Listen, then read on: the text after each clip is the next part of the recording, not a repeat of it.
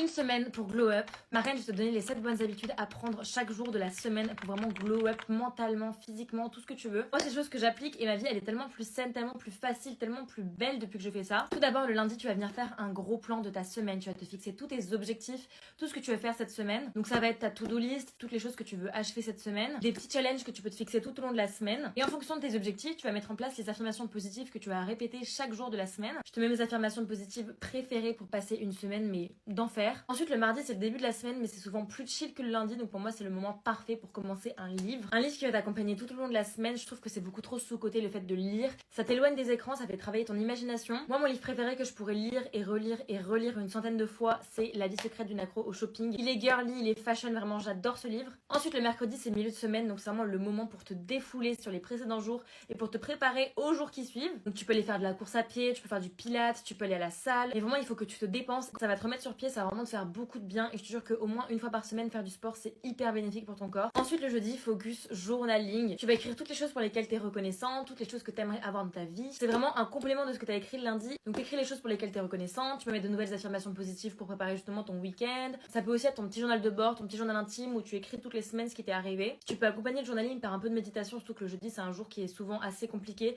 parce que vas-y, c'est pas encore la fin de la semaine, mais t'as toute la semaine de travail et d'école qui te...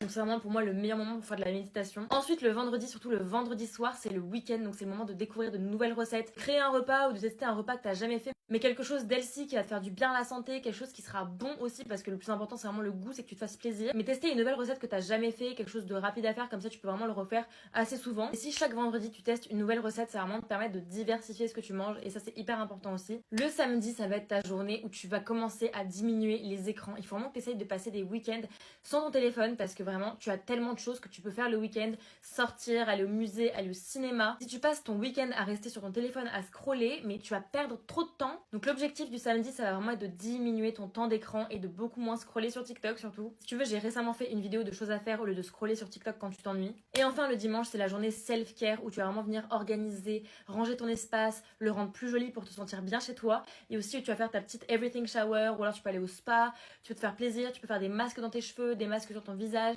mais vraiment prendre soin de toi à 100% pour commencer une nouvelle semaine confiante et détendue. Et vraiment, ça va te faire trop du bien, ma reine.